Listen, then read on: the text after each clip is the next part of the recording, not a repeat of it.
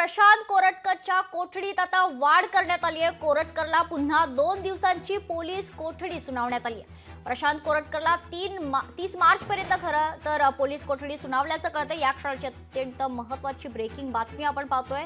इंद्रजित सावंत यांना धमकी दिल्याप्रकरणी प्रशांत कोरटकरला 25 मार्चला तेलंगणामधून पोलिसांनी ताब्यात घेतलं। त्यानंतर त्याला 3 दिवसांची पोलीस कोठडी सुनावण्यात आली होती आणि आता त्याला आणखी त्याच्या कोठडीत आता वाढ झाल्याचं कळतंय। या संदर्भात अधिक माहिती जाणून घेऊयात। आमचे प्रतिनिधी सतेज औंधकर आपल्या सोबत जोडले गेले आहेत। सतेज, खरं तर आज प्रशांत कोरटकरला सुनावणीकरिता कोर्टात हजर करण्यात आलं होतं आणि त्यानंतर आता पुन्हा त्याच्या पोलीस कोठडीत वाढ झाल्याचं कळतंय। काय अधिकची माहिती आहे? मेघना, खरं पाहिलं तर प्रशांत कोरटकर याची 3 दिवसाची पोलीस कोठडी आहे ती संपलेली होती आणि त्याला अगदी गोपनीय पद्धतीनं जे आहे ते कोल्हापूरच्या जिल्हा सत्र न्यायालयात हजर केलेलं होतं। आज सुनावणी झाली। या सुनावणी दरम्यान त्याला पुन्हा एकदा 2 दिवसाची पोलीस कोठडी आहे ती सुनावण्यात आलेली आहे।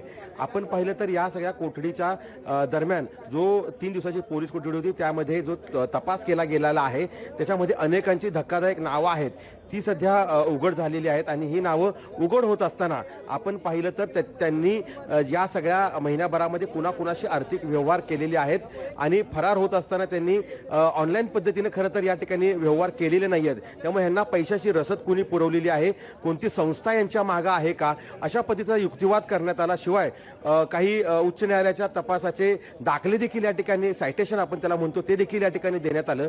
त्यामुळे आपण पाहिलं तर युक्तिवादादरम्यान इंद्रजित सावंत यांचे वकील जे आहेत आसिम सरोदे आणि इकडं पाहिलं तर संशयितांचे जे वकील आहेत सौरभ घाग यांची जोरदार युक्तिवादादरम्यान देखील वादावादी झाल्याचं आपल्याला पाहायला मिळालं। त्यामुळं एकूणच पाहिलं तर सध्या न्यायमूर्तींनी 2 दिवसाच्या पोलीस कोठडीमध्ये वाढ केलेली आहे आणि आता जे तपासादरम्यानची एक महत्त्वाची बाब म्हणजे एक 4 चाकी वाहन आहे जे आलिशान वाहन म्हटलं जातं ते वाहन देखील या ठिकाणी जप्त करण्यात आल्याचं सांगितलं गेले। अजून तपास करायचा आहे। या तपासामध्ये प्रामुख्यानं जी नावं प्रशांत कोरटकरनं घेतलेली आहेत, प्रशांत कोरटकर जसं तेलंगणा असेल इतर राज्यांमध्ये देखील गेलेला होता, त्याला मदत कुणी केलेली आहे, काय आर्थिक व्यवहार झालेले आहेत, शिवाय त्याला रसद कुणी पुरवलेली आहे, या सगळ्याचा तपास करण्यासाठी आता 2 दिवसांची पोलीस कोठडी आहे ती आता पोलिसांना खरं तर मिळालेली आहे। आणि खरं तर आज शिवप्रेमी इथं आलेले नाही आहेत, पण मात्र सकाळच्या सत्रामध्ये काही शिवप्रेमी या ठिकाणी आलेले होते, त्यांनी देखील या ठिकाणी विरोध आहे तो आपला दर्शवला गेला, निदर्शने करण्याचा प्रयत्न केला, मात्र त्यांना देखील या ठिकाणी ताब्यात देखील घेण्यात आल्याचं आपल्याला पाहायला मिळते।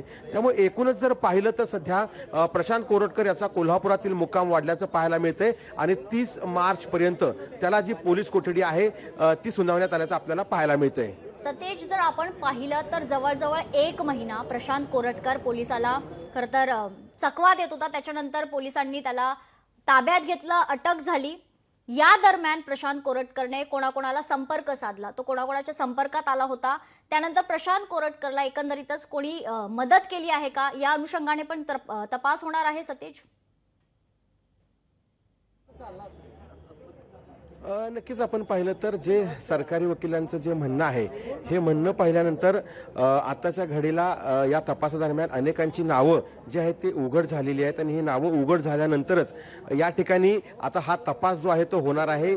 महिन्याभरामध्ये तो कुठं गेला होता आणि त्याला विशेषतः आर्थिक रसद जी कुणी पुरवलेली आहे, कारण ज्या हॉटेलमध्ये तो थांबलेला होता त्या ठिकाणी त्यानं ऑनलाईन पेमेंट आहे ते केलेलं नाहीये, त्यामुळेच आता त्याला आर्थिक रसद कोणीतरी पुरवलेली आहे।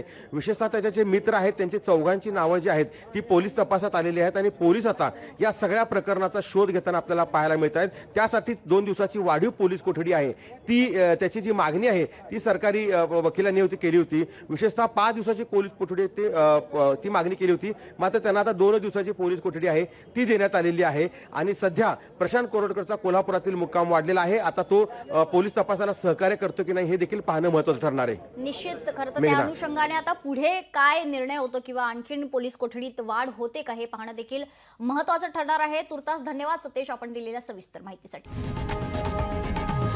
लोकशाही मराठी ऐका, पहा, जागरूक रहा।